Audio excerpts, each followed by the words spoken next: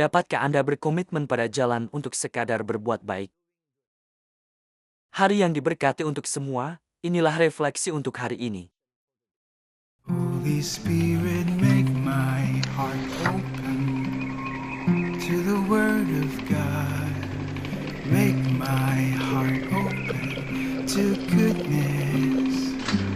Make my heart open to the beauty of God every day. Amen.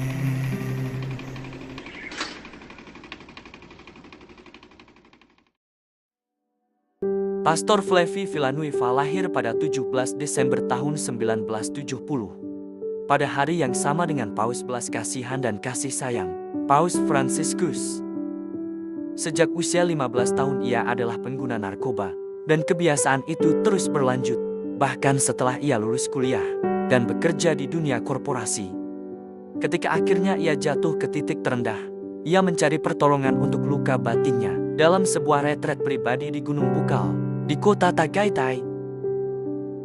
Ia menemukan jalan penebusannya dengan setiap hari duduk di hadapan sakramen Maha Kudus, merenung, menangis, dan berjuang melawan setan kecanduan.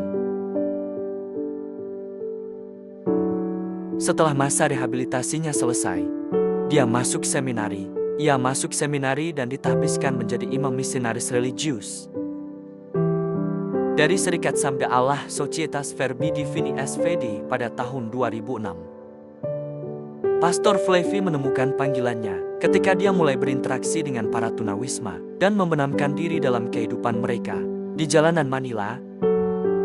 Ia menyadari bahwa tidak cukup hanya memberi mereka roti, tetapi mereka juga membutuhkan perawatan yang bermartabat. Hal ini mendorongnya mendirikan pusat Arnold Jansen Kalinga pada tahun 2015 untuk merawat dan melayani warga miskin dan tak berdaya.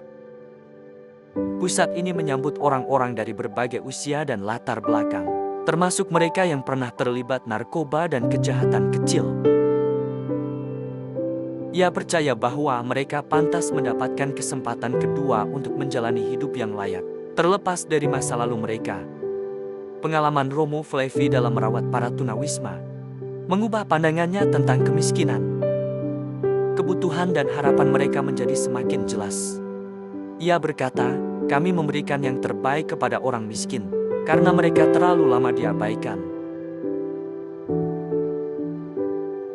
Pada waktunya, diakui atas karyanya sebagai salah satu pendiri program Pagilum, sebuah kelompok pendampingan berbasis gereja yang bekerja bersama keluarga korban pembunuhan di luar hukum, memungkinkan mereka menemukan tempat yang aman untuk mengatasi kesedihan, serta sarana untuk membangun kembali hidup setelah distigmatisasi oleh perang terhadap narkoba. Ia dianugerahi penghargaan Ramon Magsaysay atas misi seumur hidupnya dalam menegakkan martabat kaum miskin dan tertindas, setiap hari membuktikan dengan iman yang tak tergoyahkan bahwa dengan melayani saudara-saudara mereka yang paling kecil, semuanya dipulihkan. Saat menerima penghargaan itu, Pastor Flevi mengeluarkan daftar panjang korban EJK, seraya berkata, "Malam ini, saya menerima penghargaan ini bukan sebagai hadiah, melainkan sebagai suara bagi mereka yang sering dibungkam, untuk korban perang melawan narkoba yang tak terhitung jumlahnya, untuk ribuan tunawisma yang masih berkeliaran di jalanan, tidak hanya mencari makan tapi sedikit belas kasihan."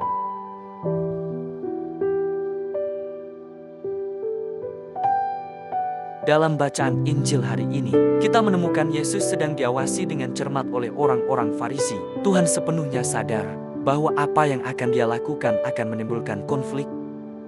Dia memanggil ke depan seorang pria dengan tangan yang lumpuh, dan ketika dia mendapat perhatian orang banyak, dia mengajukan pertanyaan, manakah yang diperbolehkan pada hari Sabat?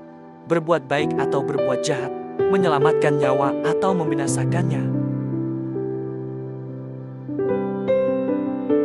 Pria dengan tangan yang lumpuh itu hanyalah salah satu dari mereka yang berkumpul di sinagoga hari itu untuk mendengarkan Yesus.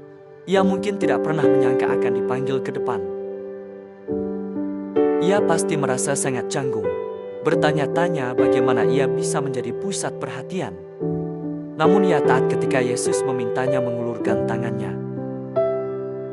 Betapa terkejut dan sukacita pria itu ketika tangannya yang bengkok dipulihkan kembali. Yesus melakukan kebaikan. Namun ia sepenuhnya sadar bahwa orang-orang Farisi dan orang lain seperti mereka sepanjang sejarah akan terlalu keras hati untuk menangkap keindahan dan kebesaran belas kasih-Nya, kebaikan yang hendak ia wujudkan melalui sengsaranya. Ia marah dan berduka. Namun hal itu tidak menghalangi Yesus dari perjalanannya menuju Kalvari. Ia tidak menginginkan apapun selain agar kasih-Nya diberikan dan diterima. Semoga kita mendedikasikan diri untuk melakukan kebaikan dan memusatkan pikiran kita sepenuhnya kepada Yesus. Semoga kita belajar melembutkan dan memurnikan hati kita, agar kita dapat merangkul orang-orang miskin di sekitar kita, seperti Pastor Flavie, seperti yang dilakukan Tuhan Yesus Kristus. Marilah kita berdoa dalam nama Bapa dan Putra dan Roh Kudus. Amin. Bapa kami yang di surga, aku memuji dan bersyukur kepadamu karena Engkau memanggilku untuk mengikutimu. Saat aku melayani sesama dalam nama-Mu, berilah aku keberanian dan kebijaksanaan yang kubutuhkan. Bantulah aku untuk bertindak adil, mengasihi belas kasih, dan hidup dengan rendah hati di hadapan-Mu. Semua ini kami mohon dalam nama Yesus yang kudus. Amin.